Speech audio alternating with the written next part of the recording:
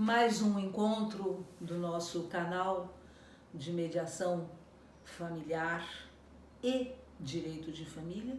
Mediação familiar, já tivemos a oportunidade de falar da importância de se destacar essa especialidade, embora a mediação se aplique a muitos outros campos, como podem ver em outros encontros que já fizemos e já enfrentamos este tema. O tema de hoje nós vamos trazer uma questão que é da maior importância para a paz familiar, que é entender o direito de convivência entre pais e filhos e o poder familiar, que antigamente se chamava patriopoder. A partir de novas legislações, passou a se chamar poder familiar.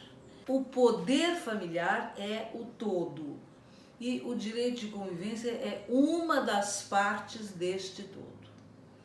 Quando os pais são separados e que precisam enfrentar questões de dividir a guarda, ou então o que hoje mais se faz é estabelecer uma guarda compartilhada, então o poder familiar continua lá intacto e apenas se faz essa organização dessa convivência, que é quando vai dormir na casa do pai, quando é que fica na casa da mãe, qual que é a residência fixa da criança, e muitas vezes isso gera alguns conflitos. Eu vou dar um exemplo que sempre traz a possibilidade de uma compreensão maior quando se aplica à prática. Uma cliente me perguntou se ela poderia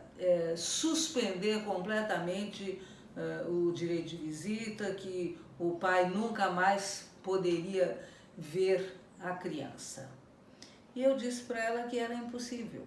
E ela disse, mas não é correto, porque ele faz barbaridades com a criança, ele tem um problema muito sério de desequilíbrio emocional e ele transfere isso para a criança nas visitas. E então ela achou que deveria proteger a filha, não deixando mais que ela convivesse com o pai.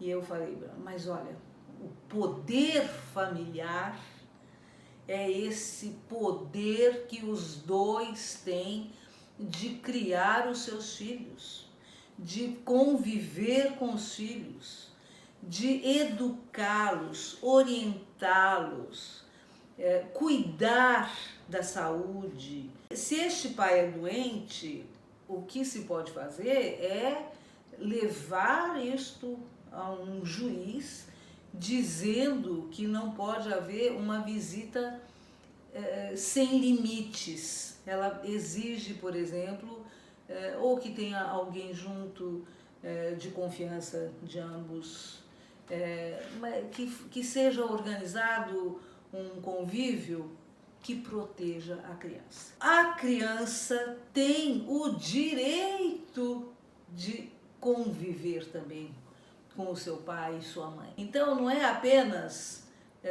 um direito que é dado a uma das partes, é um direito recíproco.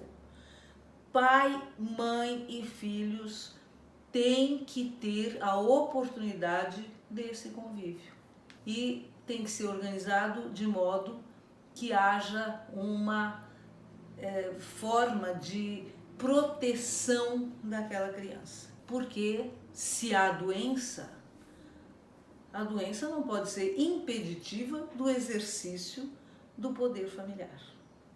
Para se perder o poder familiar é uma coisa muito difícil.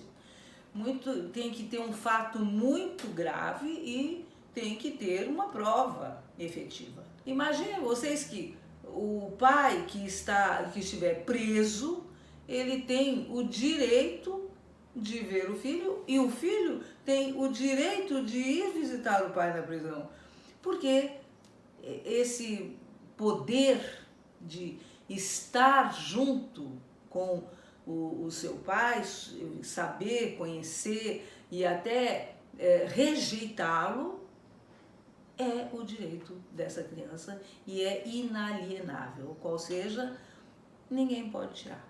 Então, é muito importante entender esta diferença, que é o poder familiar, de um lado, que é esse amplo poder dever, porque todo pai e toda mãe tem o dever de sustentar, educar, formar, vigiar, fazer tudo o que for necessário para que esta criança cresça e se estabeleça num lugar, né, no mundo, e que possa depois ter a sua autonomia como adulto. Então, o poder familiar não se fala mais de tirá-lo de uma criança, né?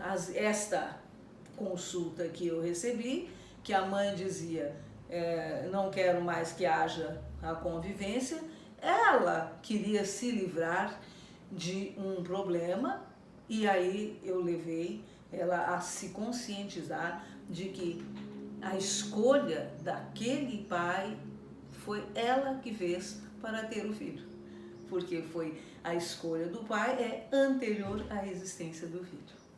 Muito obrigada.